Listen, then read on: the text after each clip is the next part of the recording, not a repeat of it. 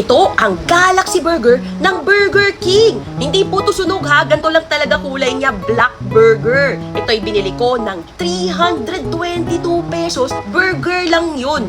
O diba, ang mahal niya, ang tanong, worth it kaya yung 322 pesos ko? Ano ba ang nasa loob ng Galaxy Burger?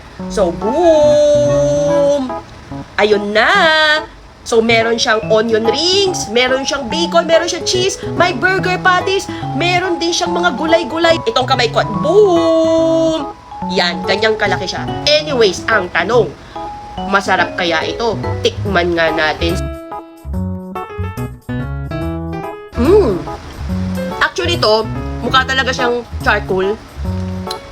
Wala, hindi siya sunog talaga.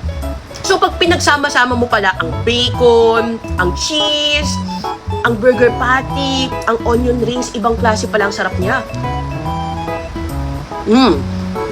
Meron silang nilagay na wasabi. Tapos yung beef niya is pure beef talaga siya.